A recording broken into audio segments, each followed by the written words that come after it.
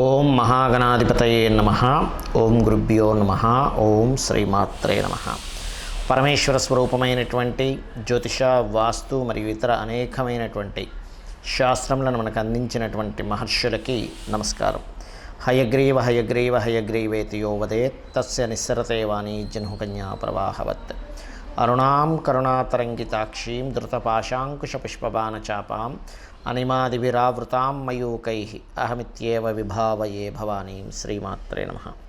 ప్రేక్షకులకి ఆ లలితాంబిక అమ్మవారి యొక్క అనుగ్రహం పరిపూర్ణంగా కలగాలని మనస్ఫూర్తిగా కోరుకుంటూ మనం ఈరోజు మార్చి ఫలితాలు ద్వాదశ రాశుల వారికి ఏ విధంగా ఉంది, ఏ విషయాల్లో జాగ్రత్త వహించాలి, ఏ విషయంలో కలిసి రానుంది, ఏ పరిహార మార్గం చేసుకోవాలి అనేటువంటిది తెలుసుకుంటూ, అదేవిధంగా ఆఖరిలో అసలు జాతక చక్రమే లేని వారు ఏ పని అవ్వాలంటే ఏ దేవతారాధన చేసుకోవాలనే విషయం కూడా నేను మీకు చెప్తాను. ఆఖరి వరకు వీడియో చూడండి. కర్కాటక లగ్నము, కర్కాటక రాశి. మీకు గురువు యొక్క బలం దశమ స్థానంలో ఉండడం అనేటువంటిది మంచిది.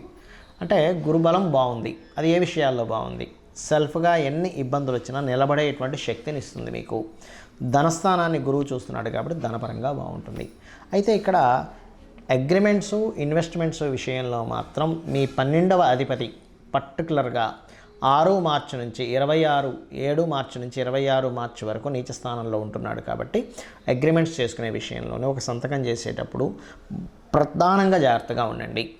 అలాగే ఇక్కడ ఈ యొక్క శుక్రుడు ఈ శనికుజుల మధ్య నుంచి ప్రయాణం జరుగుతుంది ఈ నెలలో పూర్తిగా. కాబట్టి మీరు ఏదైనా వాహనం మీద వెళ్ళేటప్పుడు ప్రధానంగా జాగ్రత్తగా ఉండాలి. కర్కాటక లగ్నం వారు రాశివారు.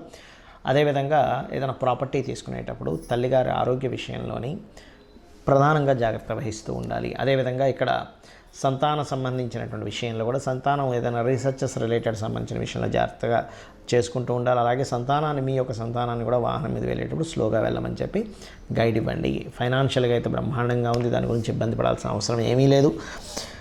అదేవిధంగా కాస్త మొదటి వారంలో ఏదైనా వివాహ సంబంధించిన విషయాలు కొంతవరకు కుదిరేటువంటి ఆస్కారం ఎక్కువగా కనబడుతుంది. మరియు అష్టమంలో ఈ యొక్క శనికుజుల యొక్క సంబంధాలు ఏర్పడుతున్నాయి. కాబట్టి 16 నుంచి ఏదేమైనప్పటికీ కూడా చిన్న చిన్న సర్జరీలు కానీ, సడన్ చేంజెస్ కానీ, యాన్స్ట్రస్ ప్రాపర్టీ రిలేటెడ్ సంబంధించిన విషయంలో కొంత ఘర్షణ వాతావరణం అనేటువంటిది కనబడనుంది. దశమ స్థానంలో మీకు గురువు యొక్క సంచారం జరుగుతుంది. కాబట్టి దశమ గురువు అనేటువంటిది ప్రధానంగా మీకు ఈ నెలలో 16వ తేదీ తర్వాత నుంచే ఉద్యోగ అవకాశాలు బాగా పెంచుతాడు. ఎందుకంటే గురువు ఉన్న డిగ్రీస్ని బేరేజ్ వేసుకొని మిగతా గ్రహాల యొక్క సంబంధం కనుక చూసుకున్నట్లయితే 16వ తేదీ నుంచి ప్రత్యేకంగా మీకు ఈ యొక్క జాబ్ రిలేటెడ్ సంబంధించిన విషయంలో అద్భుతమైనటువంటి యోగాన్ని కలిగింపజేస్తాడు.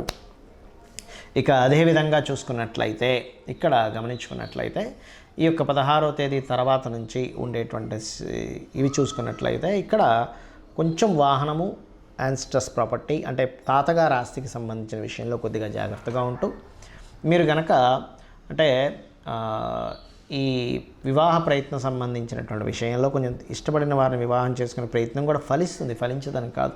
కాకపోతే కొంత ఘర్షణ వాతావరణంగా ఉంటుంది. ఇక మీరు చేయవలసినటువంటి దేవత ఆరాధన ఏమిటి అని చెప్పి చూసుకున్నట్లయితే కాలభైరవుణ్ణి మరియు స్కందుని యొక్క ఆరాధన ఇవి చేయండి. ఈ యొక్క ఆరాధన కనుక చేసినట్లయితే మీకు అన్ని విధాలా బాగుంటుంది. వీలైతే కనుక ఈ యాక్సిడెంట్ రిలేటెడ్ సంబంధించినవి మిస్ అవ్వాలి అంటే కందులు 1 కేజీంబావు కందులు, ఎరుపు రంగు వస్త్రము, కేజీంబావు నువ్వులు, తెల్ల నువ్వులు, నీలం రంగు వస్త్రము మీకు దగ్గరలో ఉండేటువంటి పురోహితులకి దానంగా ఇవ్వండి. ఆ రకంగా చేసినట్లయితే అన్ని విధాలా మీకు బాగుంటుంది. రాబోయేటువంటి అంటే దాదాపుగా ఫిబ్రవరి 6 నుంచి మనకి 125 రోజులు దాదాపుగా ఈ కుజ సంచారం ఉంది.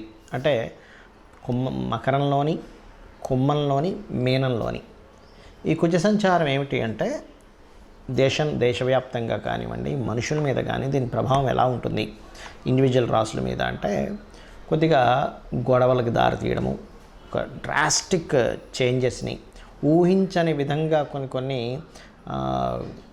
జరగడం. అది సరిహద్దుల్లో కావచ్చు, అంటే మిలిటరీ సిబ్బంది మీద కావచ్చు, లేనట్లయితే ఎందుకంటే ఈ ఫిబ్రవరి 6 నుంచి స్టార్ట్ అయిన ఈ పరిణామాలు ఇట్లా ఇస్తూ ఉంటాయి. డిఫెన్స్ మీద కావచ్చు, పోలీస్ డిపార్ట్మెంట్ మీద కావచ్చు, అధికారుల మీద కావచ్చు, రాజుల మీద కావచ్చు. ఎందుకంటే మనకి ఈసారి సంక్రాంతి పురుషుడు కూడా ఏం చెప్తున్నా అంటే రాజులు యుద్ధ సంబంధమైనటువంటి వాతావరణాన్ని ఇస్తున్నాడు. అయితే మనందరం కూడా ఈ కుజ సంచారం ఫిబ్రవరి 6 నుంచి దాదాపుగా ఇది జూన్ 2వ తేదీ వరకు దీని ప్రభావం ఉంటుంది. అంటే దాదాపుగా మనకి చూసుకుంటే ఇది ఒక మార్చు అంటే ఒక 125 డేస్ వరకు ఉంటుంది దీని ప్రభావం. మరి ఈ సమయంలో అసలు అందరూ చేయవలసింది ఏమిటి అంటే, ఎక్కువగా గుర్తుపెట్టుకోండి, నవగ్రహాలలో శని భగవానుడు, రాహువు, కుజుడు, రవి, ఈ 4 గ్రహాలు గుర్తుపెట్టుకోండి. ఈ 4 గ్రహాల దగ్గర దీపారాధన చేయడం ఒకటి. రెండవది గణపతి తర్పణము, చండీ పారాయణము, ఇవి కంపల్సరీ చేస్తూ ఉండాలి ప్రతి ఒక్కరు కూడా. ఇది గుర్తుపెట్టుకోండి. ఇవి చేస్తూ ఉన్నట్టయితే ఈ కుజుడి యొక్క ప్రభావం అనేటువంటి తగ్గి, రకరకాల దేశాల్లో ఉంటూ ఉంటారు ఇండియన్స్ వెళ్ళి, అక్కడ ఏదైనా యుద్ధ వాతావరణం ఉన్నా కూడా కొంచెం ఇవన్నీ ఎందుకు చెప్పుకుంటామంటే, యుద్ధ వాతావరణం వచ్చినప్పుడు మనకి ముందుగా సరుకులు ఒక 2-3 నెలలు సరిపోయిన సరుకులు ఇంట్లో ఉంటే ఇబ్బంది ఉండదు. కాబట్టి ఇటువంటివి మెయిన్గా జాగ్రత్త పరచుకోవాల్సిన సందర్భాలు నడుస్తున్నాయి. అదేవిధంగా మత విద్వేష సంబంధమైనటువంటి కొన్ని గొడవలు ఇట్లాంటివి కూడా వస్తాయి ఈ కాంబినేషన్ ఉన్నప్పుడు. ఈ కుజుడు కనుక శనికి రాహుతో సంబంధాలు కలుగుతున్నప్పుడు. అయితే సహజంగా అన్ని రాసుల వారు ఇప్పుడు నేను చెప్పిన రెమెడీ చేసుకుంటూ, మరొక విషయం ఏంటంటే, ఎవరికైనా గవర్నమెంట్ రిలేటెడ్ వర్క్స్ అవ్వాలనుకోండి, ఇప్పుడున్న గోచార పరంగా రాశి నక్షత్రం ఏమీ తెలియదు మీకు, కానీ గవర్నమెంట్ జాబ్ సంబంధించిన వర్క్స్ అవ్వాలి. సూర్యభగవాను చూస్తూ దుర్గా సూక్తము మరియు కాలభైరవ అష్టకము చేయండి, తొందరగా గవర్నమెంట్ వర్క్స్ అవుతాయి. అదేవిధంగా మీకు ఏదైనా చూడండి, భూ సంబంధించిన వివాదాలు ఉన్నాయనుకోండి, ఇప్పుడున్న గ్రహస్థితి రీత్యా చెప్తున్నాను నేను మీకు, భూ సంబంధించిన ముందుకు కదలట్లేదు. అలాంటప్పుడు మీరు చేయవలసింది ఏమిటి అంటే, పర్టికులర్గా మీరు వారాహి అమ్మవారి అష్టోత్తరాలు, ఇప్పుడున్న గ్రహస్థితి రీత్యా వారాహి అమ్మవారి అష్టోత్తరాలు చేసుకుంటూ నవగ్రహాల్లో కుజ శని రాహు గ్రహాల దగ్గర దీపారాధన చేయండి. అదేవిధంగా ఫైనాన్షియల్ మ్యాటర్స్ ముందుకు కదలట్లేదండి, నాకు రాశి నక్షత్రం ఏమీ తెలియదు, అప్పుడు ఏం చేయాలి? ఇప్పుడున్న ఈ మంత్ ఉన్నటువంటి గ్రహస్థితి రీత్యా మీరు చేయవలసింది ఏమిటి అంటే, పర్టికులర్గా మీరు శని రవి గ్రహాల దగ్గర దీపారాధన చేస్తూ ఓం సంపత్కరీ సమారూఢ సింధుర వ్రజ సేవితాయ నమః అనే మంత్రం చేసుకోండి. లేదా నవవిద్రుమ బింబశ్రీ న్యక్కారి రదనచ్చద, దీనికి ముందు ఓము లాస్ట్లో నమః కలుపుకొని ఓం నవవిద్రుమ బింబశ్రీ న్యక్కారి రదనచ్చదాయ నమః అనేటువంటి నామస్మరణ చేసుకోండి. అలాగే పర్టికులర్గా యూనివర్సల్గా బుధుడు మీనరాశిలో మనకి ఫిబ్రవరి 15 నుంచి 26వ తేదీ వరకు, ఫిబ్రవరి 7 నుంచి మార్చి 7వ తేదీ నుంచి మార్చి 26వ తేదీ వరకు ఉంటాడు. అంటే దాదాపుగా 20 రోజుల పాటు అక్కడ దాని ప్రభావం ఉంటుంది మీనరాశిలో. కాబట్టి ఈ సమయంలో కొంత ఏదైనా అగ్రిమెంట్స్ చేసేటప్పుడు కానీ, కొత్త బిజినెస్ స్టార్ట్ చేసేటప్పుడు కానీ కొంత జాగ్రత్తగా ఉండాలి. ఎందుకంటే బుధుడు నీచ స్థానంలో ఉన్నప్పుడు సర్వసాధారణంగా ఏదైనా బిజినెస్ సంబంధించిన ఇవి పెట్టాలంటే కూడా, ఇంకా తప్పదు పెట్టాలంటే కూడా చాలా జాగ్రత్తగా పెట్టవలసి వస్తుంది. ఎందుకంటే బిజినెస్ కారకుడు నీచ స్థానంలో ఉన్నాడు. అందుకని కొత్త బిజినెస్ స్టార్ట్ చేయడానికి కానీ ఇటువంటి వాటికి కొంత జాగ్రత్త వహించాలి. అలాగే మరొకటి ఏంటంటే, ఇక్కడ టీచింగ్ రిలేటెడ్, ఆన్లైన్ రిలేటెడ్ సంబంధించిన టీచింగ్స్ ఇట్లాంటి వాటికైతే బాగుంది. సో అందరికీ చూసుకున్నట్లయితే, అలాగే వివాహ సంబంధించినవి కుదరాలంటే కూడా ఇప్పుడున్న గ్రహస్థితి రీత్యా కాస్త మీరు లక్ష్మీ గణపతి ఆరాధన చేయడము, రావి చెట్టు చుట్టూ ప్రదక్షిణాలు చేయడము, కామేశబద్ధ మాంగళ్య సూత్ర శోభిత కందరాయ నమః అనే నామస్మరణ చేయడం. ముఖ్యంగా గణపతి ఆలయాలకు ఎక్కువగా వెళ్తున్నట్లయితే ఇప్పుడున్న గ్రహస్థితి రీత్యా తొందరగా మీకు వివాహ సంబంధించిన, ముఖ్యంగా మొదటి వారం మార్చి మాసంలో మొదటి వారం ఇది ఎక్కువగా చేయాలి. దాని తర్వాత కాస్త సూర్య భగవాను చూస్తూ లలిత చదువుకుంటే కూడా మీకు వివాహ సంబంధించిన కుదురుతాయి. ఇది అందరికీ జనరల్గా చెప్తున్నాను.